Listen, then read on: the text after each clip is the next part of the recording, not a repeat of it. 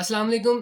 उम्मीद करता हूँ आप खैरियत से होंगे। आज की हमारी इस वीडियो में हम डिस्कस करने लगे हैं वीज़ा अप्रूवल रेट। बहुत सारे बच्चों ने क्वेश्चन किया, सर वीज़ा अप्रूवल रेट बताएं कि इटली का वीज़ा अप्रूवल रेट क्या है और रिफ्यूज़ल जो रेट है वो क्या है। तो आज की हमारी इस वीडियो में स्पेसिफिकली मैं जो चीज़ डिस्कस करने लगा हूँ, जो चीज़ मैंने गो थ्रू की स्टडी की है, तो उसमें जो मुझे पता चला है वो मैं आपको बताना चाहता हूँ कि इस साल यानी 2025 में वीज़ा रिफ्यूज़ल और अप्रूवल का रेट क्या रहा है। पहले ना मैं थोड़ा सा आपका एक आप ब्रेन वॉश कर दूं ताकि आपको आइडिया हो जाए कि बेसिकली होता क्या है। एक बात ना अपने आप जहन में रखिए कि जो वीज़ा रेशो है ना, ये कोई मतलब इल्हाम नहीं होता इसमें ना। ये लोग बहुत तेज़ हैं। आप शेंजन का वीज़ा अप्लाई कर रहे हैं, इनके पास सारा डाटा होता है आपका कि कौन सा जेन्युइन केस है, कौन सा फेक केस है। मैं हमेशा कहता हूँ कि जब भी आप कोई भी वीज़ा अप्लाई करें, अपने डॉक्यूमेंट्स कंप्लीट करें, कोई शॉर्टकट ना इस्तेमाल करें। देखें, मैं नहीं कहता कि वो शेंजन ज़ोन है, वो क्या है, वो बहुत तेज़ है, इंटेलिजेंट है, ये वो। लेकिन जो आपका हमारा जो मज़हब कहता है, जो हमारी अखलाकियात कहती हैं, वो ये कहती हैं कि झूठ नहीं बोलना। अगर आप झूठ बोलेंगे तो आप खुद फँसेंगे, उसका ख़मियाज़ा फिर हमें भुगतना पड़ता है रिजेक्शन की सूरत में। ये आप अपने ज़हन में रखिए। सेकंड, इंटेंशंस बिल्कुल क्लियर रखनी है आपने कि एक बार अप्रूवल होगी तो इट्स मीन हो गया। अगर रिजेक्शन हो जाती है तो अल्लाह ताला दूसरा रास्ता बना देगा। ठीक है। तीसरी चीज़, अपने डॉक्यूमेंट्स बिल्कुल कंप्लीट रखें। और चौथी बड़ी इंपॉर्टेंट चीज़, डायरेक्शन बिल्कुल क्लियर रखें कि आपकी डायरेक्शन यही है। रिफ्यूज़ल हो गया तो कोई बात नहीं, प्लान चेंज कर लीजिए, रास्ता चेंज कर लीजिए, जाना वहीं है, रास्ता चेंज कर लीजिए, कोई बात नहीं। ठीक है। ये थोड़ी सी ब्रेन स्टॉर्मिंग मैंने कर दी। नाउ लेट्स मूव कि मैं आपको लेटेस्ट रिपोर्ट के मुताबिक बताता हूँ कि रिफ्यूज़ल रेट क्या रहा है, अप्रूवल रेट क्या रहा है। 2025 में पाकिस्तानी को 90% वीज़ाज़ मिले हैं, इटली के स्टूडेंट वीज़ा। क्लियर? देखिए, 100 बच्चों ने अगर अप्लाई किया ना तो 10% रिजेक्शन आई है। ठीक है। इसी तरीके से रिफ्यूज़ल की अगर बात करें तो 10%, 10 से 5% रिफ्यूज़ल रही है। ठीक है। 100 में से अगर हम 100 के रेशियो के हिसाब से देखें। अब अप्रूवल क्यों हुआ है ये मैं आपको बता दूं। अप्रूवल होने की जो मेन चीज़ें उसमें है एक्सेप्टेंस लेटर, जो यूनिवर्सिटी की तरफ से मिलता है, वो आपके पास होना चाहिए। आपके डॉक्यूमेंट्स जो मुकम्मल होने चाहिए, ठीक है, ट्रांसलेटेड, ये वो, bank statement, each and everything. ठीक है। और इसके अलावा हेल्थ इंश्योरेंस। लोगों ने डमी बना के पेश किया, लोगों ने डमी रिकमेंड अकोमोडेशन पेश किया, रिजेक्शन हुआ। बैंक स्टेटमेंट फेक बनाई, रिजेक्शन हुई।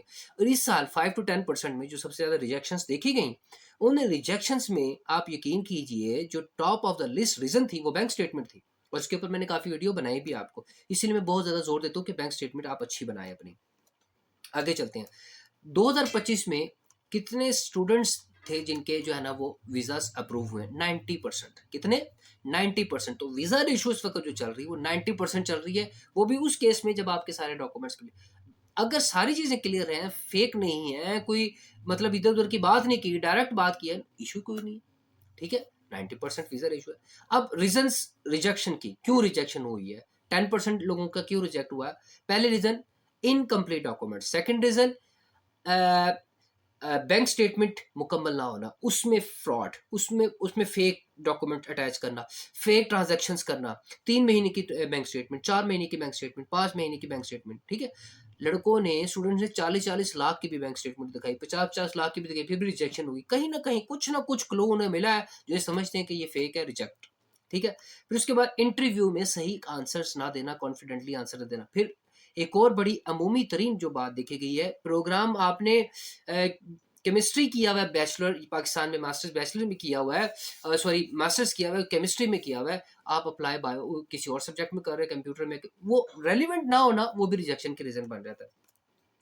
अब जरा इसको ओवरऑल देख लेते हैं क्यूमुलेटिवली शेंजन के जोन में जाके, कि इस साल पाकिस्तानियों ने जो शेंजन के वीजा अप्लाई किए उसमें 100 में से 40% रिजेक्शन आई, इंक्लूडिंग इटली। पहले मैंने इटली का रेट आपको बता दिया, अब मैंने आपको शेंजन का रेट मैंने आपको बता रहा हूँ कि पूरा शेंजन में अगर पाकिस्तानियों ने वीजा अप्लाई किए हैं तो उसमें 40% यानी 100 में से 40 लोगों के वीजा रिजेक्ट हुए हैं और 60 लोगों के वीजा अप्रूव हुए हैं। ये मैंने पूरा शेंजन की आपको कैटेगरी बता दी। लेकिन फिर भी जो स्टूडेंट की कैटेगरी है, यानी जो स्टूडेंट ने वीजा अप्लाई किया है शेंजन में, उनमें 90% वीजा रेशियो में पाई जाती है। क्लियर होगी बात। अब आ जाते हैं इसकी समरी की तरफ ताकि वीडियो लेंथी ना हो, आपको आपका सवालों का जवाब भी मिल जाए। 2025 में 90% वीज़ाज़ मंज़ूर हुए हैं और 5 टू 10% रिजेक्शन हुई है। अच्छा जी, जिन वजूहात की जिस बेस के ऊपर वीज़ा अप्रूव हुए उसके अंदर आपके फाइनेंशियल डॉक्यूमेंट्स हैं और फिर उसके अलावा आपके डॉक्यूमेंट्स जो कंप्लीट हैं, ठीक है? इंटरव्यू और फिर acceptance letter, these are the reasons जिसकी वजह से वीज़ाज़ एक्सेप्ट हुए। अब लास्ट में जाते-जाते मैं आपको कुछ टिप्स भी देता हूँ। अपने फॉर्म को वक़्त से पहले आपने फिल करना है, ठीक है? आपके फाइनेंशियल प्रूफ बहुत क्लियर कट होना चाहिए जिसमें लिखा हो कि yes you are capable to support yourself and then acceptance letter, admission letter and documents should be clear and cut. Interview के लिए बहुत अच्छी तैयारी करें, पॉजिटिव के साथ रहें और कोशिश करें to try to communicate in English so it will enhance your confidence. So these are the things, ठीक है? ये टिप्स हैं जिससे आप अपने वीज़ा को आप सक्सेसफुल बना सकते हैं अपने इंटरव्यू को, ठीक है? तो ये थी वीज़ा रेशो जो 2025 में रही, इंशाल्लाह 2026 में भी इंक्रीज होगी, लेकिन उसी सूरत में इंक्रीज होगी जब आपके डॉक्यूमेंट्स कंप्लीट होंगे। इससे रिलेटेड आपका कोई सवाल है तो आप मुझे कमेंट सेक्शन में कर सकते हैं, इंशाल्लाह मैं आपको रिप्लाई भी करूंगा और आपके सवालों के जवाब भी दूंगा। Thank you so much for watching travel Sanam bin Mansoor.